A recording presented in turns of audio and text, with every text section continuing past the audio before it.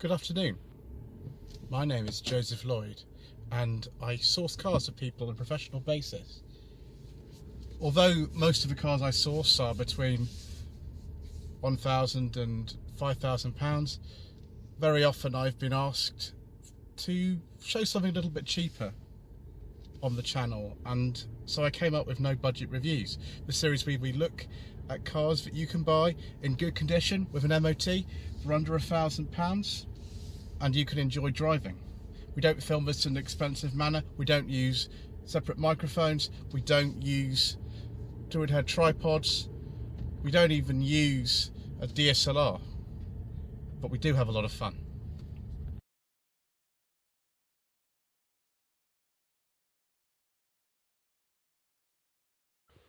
Well, viewers.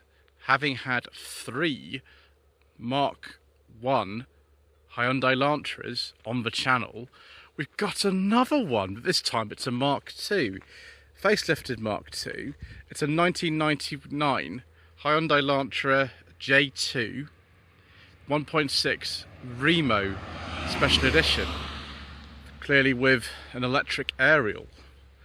This is a very, very rare car. I don't even know if there are any of these Remos left in this country apart from this one, particularly not ones that have done just short of 20,000 miles. This car is virtually perfect. There are just 1 or 2 tiny little marks on this car, but apart from that, it's absolutely and utterly perfect. It's wanting to drive something like this just come out like this. It feels like it's just come out of a showroom.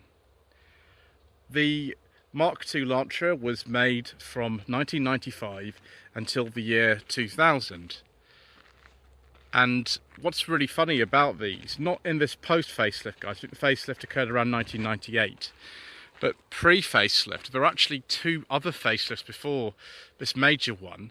The estate and saloons not only had different trim levels, they also had different grills and front ends, which is really, really strange. I don't think there's another car that I know that's like that, with the trim levels being totally different and also the front grills. This is based on the base model, which I think was just called the SI, but sold around 1999 only, this special edition. In fact, we've actually got a brochure for the Remo special edition inside here. If I can just step on one of this straw. Apologies to Simon who owns this car if we get straw inside it. Here we go. The Hyundai Lantra is widely regarded as stylish, lively, well-equipped and outstanding value for money. The ideal compact family car for discerning buyers looking for even greater value. Hyundai has introduced the limited special edition Lantra Remo, combining the stylish elegance of modern technology, which typifies the city of San Remo, from where it draws its name. Yes, San Remo being Italy. Available in saloon or estate form, the Lantra Remo boasts all the comprehensive features of the SI model. That's no air conditioning, driver's airbag, power steering, electric front windows, sunroof, saloon only. I'm very glad we're a saloon one because we've got the sunroof, and overhead console, central locking, and the remote fuel release. And cost with okay viewers, I've switched to my other camera now because the other one literally just overheated and turned off, so we'll let that cool down and we'll continue this part of the video on the other camera. So yes, Remo Special Edition, Remo floor mats, and we'll just pull the lever here to get into the boot. Also, you can also use the key. Little rear spoiler here. That exhaust looks very sporty. I think it's standard, but it does look quite sporty. Absolutely, utterly immaculate in here. Totally. And jack, spare wheel, all that sort of stuff. It's a full-size spare as well in this car. Still in the days before the space savers became common. I think it looks like you can fold the seats. They split there. I don't know how you do it from in here. Probably you do it from inside. Yes, I can actually see the little tabs you pull. So that's pretty practical. Obviously you could buy the estate as well if you needed more space. Probably about 400 litres in there. It's not as big a boot actually as my Rover 45 is. That would be a little bit bigger than this.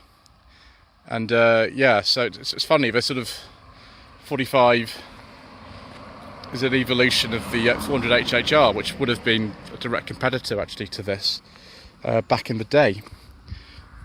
Prefer these later style rear lights personally to the earlier ones. Let's whilst admiring the original dealer plates on this car, let's get into the back. Hopefully too much straw around. That seat's been pulled forward very kindly for me. Ooh, windy windows. Hello, windy windows. Again, it's just perfect. Headlining's perfect. Fabric's perfect. What's not so perfect is the fact that you don't actually get a central armrest or anything, and no seat back pockets. I've just reminded myself that when I get out of this car, this is quite low, so just be careful when you're getting in and out and clonk your head. But yeah, well, it's a pretty pleasant little tiny ashtray down here. I think it's never been used. And we get more Remo floor mats. No, we get generic floor mats. Not a problem though, and some windy window action. These interior door handles don't feel the most expensive, but does it matter? Well, not really. Adjustable height seat belts, that's good. Right, let's get in the front, shall we? Okay, just put this back in here. See, there's a nice big door pocket there for all your brochures that you need. It's not the most exciting interior, and I'm very much missing today the air conditioning button, which would be there on a higher spec model.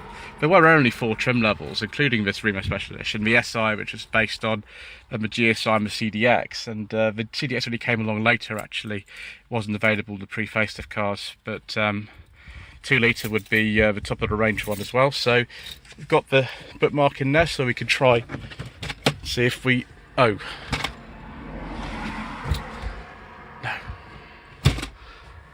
Oh well, viewers, never mind. We've got some tape storage going on there, so we'll have to put that in the door if we want to do anything.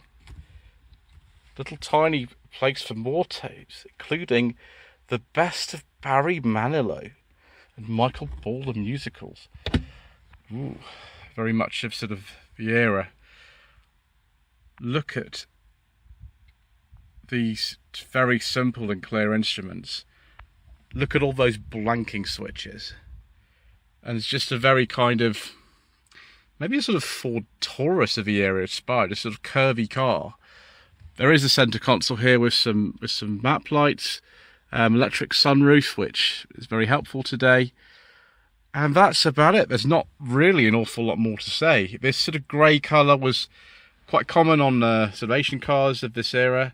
It's not so common now, of course. It probably, you know, wouldn't get away with a colour like this in a car of today, but it does mean it's a lot lighter in here. I do apologise for the stuff blasting past at incredible speed outside there. Right, I think we better look at this this engine whilst we're here. So unlike the previous generation Lantras, this is Hyundai's own engine. It's 1.6, generating in this application about 116 horsepower.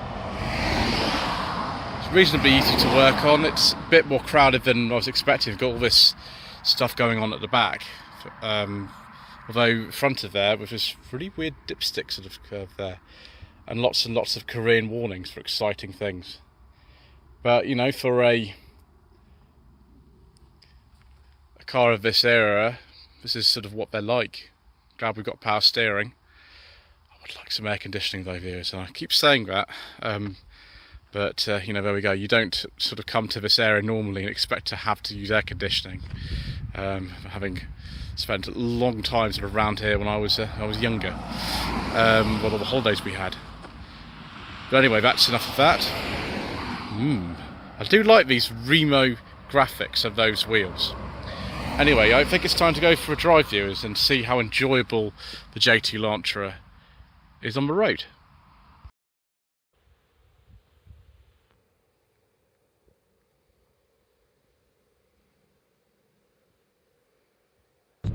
I must be one of the most privileged people in the country today not only do we have this glorious weather on the border of Nottinghamshire and South Yorkshire, but I think I'm probably driving the lowest mileage second generation Hyundai Lantra in the country.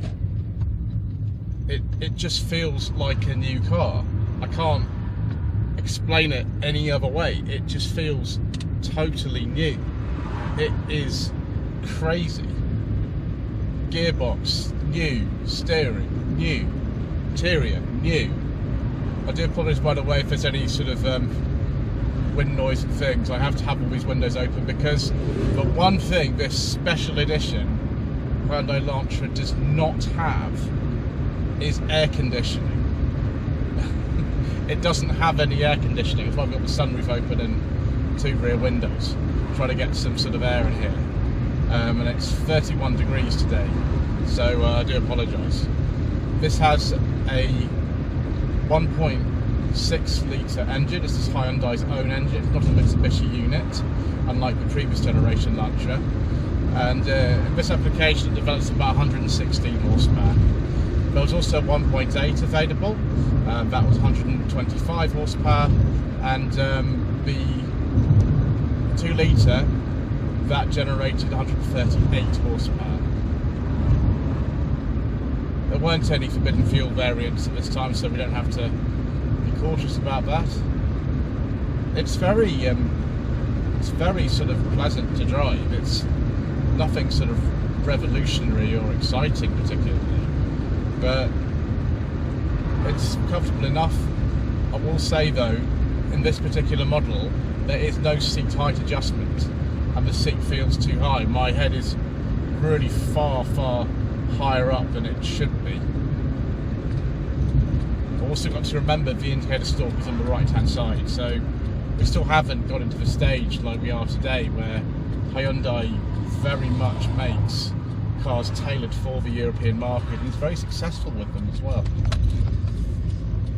Suspension is a little bit on the clunky side, and despite low mileage of this car and the exceptional condition that it's in, it's a little bit on the clunky side, but that's okay. It goes through the gears nicely enough. The gearbox is just a little bit on the notchy side. It's not probably you know, the best unit ever, but it's absolutely fine, to be honest. Ride and handling, it's okay. It's nothing particularly exciting. There is feel through the steering. It is a hydraulic system, but it's just nothing like driving, say, I don't know, Mark 1 Focus Saloon would be an equivalent to this, possibly. Sort of falls kind of between, say, a Focus and a Mondeo in size. That's really what it is. And that presents sort of marketing problems for people really with these cars, because they don't sort of fit in. There was the Sonata that was a bit bigger than this, and the Accent was a bit smaller. And the Sonata was sort of priced up against sort of like a Mondeo, and this was priced against the Focus, but it was a little bit bigger. So yeah, a bit confusing. Accent a little bit bigger than the sort of Fiestas of the day, but again priced sometimes below them. So we've come quite a way, but nevertheless this is just a really interesting car. Lloyd Vehicle Consulting stickers, t-shirts and mugs are available by clicking the link to the Google form in the video description below.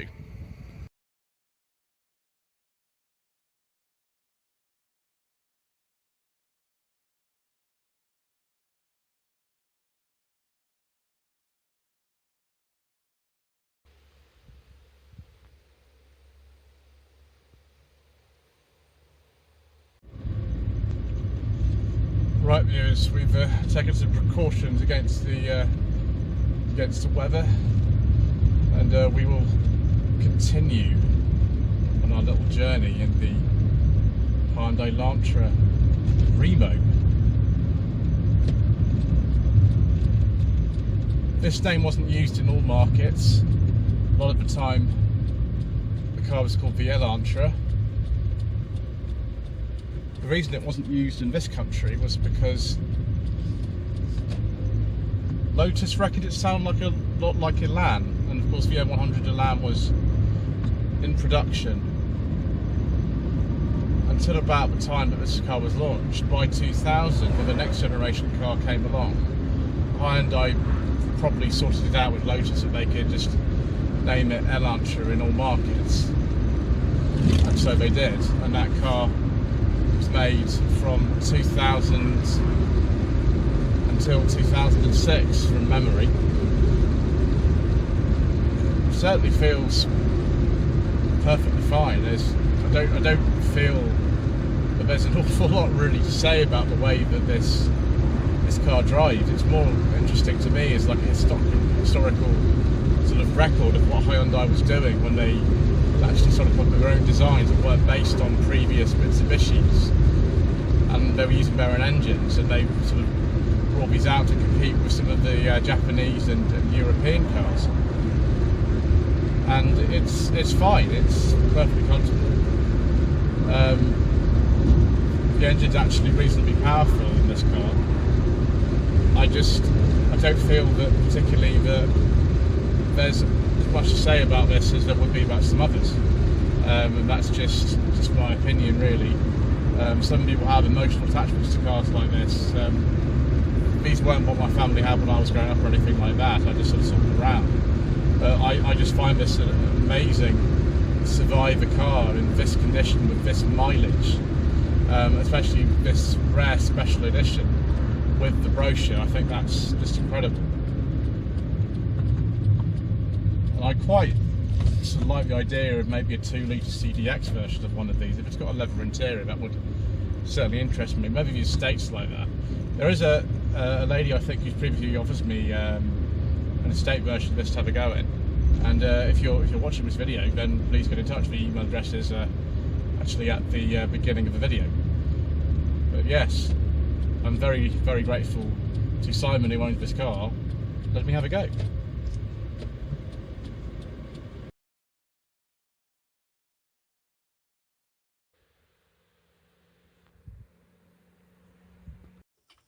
So thank you for watching this episode of No Budget Reviews.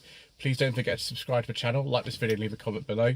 It all very much helps out, and we'll see you again soon for more low-cost motoring.